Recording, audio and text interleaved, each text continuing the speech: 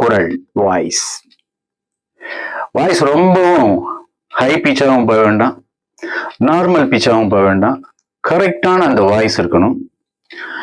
உங்களுடைய அந்த வாய்ஸ் ஏற்ற இறக்கத்தோடு, இப்போ உதாரணத்துக்கு ஒரு கற்பனையா ஒரு மனிதரை நான் இங்க பாக்குறேன்னு வச்சுக்கோங்க. என்னுடைய ஷோரூம்குள்ள வர்றாரு. ஹாய் ராம். சொல்லுங்க சார். சொல்லுங்க ராம் சார். இது ஒரு டோன். Hello Ram sir. இது ஒரு டோன். Hello Ram sir. இது ஒரு டோன். Hello Ram sir. இது ஓவர். இது ஒரு டோன். அந்த கஸ்டமருக்கு ஏற்ற மாதிரியான உங்களுடைய டோனாலிட்டிய அழகா மேட்ச் பண்ணீங்கன்னா, ரொம்பவும் அதிகமாகவும் இல்லாம கரெக்டா ஆடிட்டரியில கரெக்டா மேட்ச் பண்ணிட்டீங்கன்னா அந்த சேல்ஸ் இன்னும் அழகா இருக்கும்.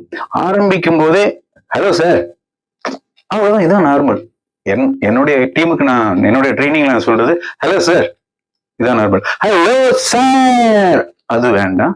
ஹலோ சார் அதுவும் வேண்டாம். ஹலோ சார் இது போதும். டோனாலிட்டிய நீங்க பிராக்டிஸ் பண்ணுங்க.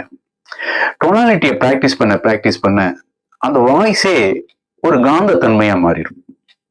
அந்த டோனாலிட்டி இப்ப இருக்கிற பர்சனுக்கு ரொம்ப ரொம்ப ரொம்ப ரொம்ப ரொம்ப முக்கியம்.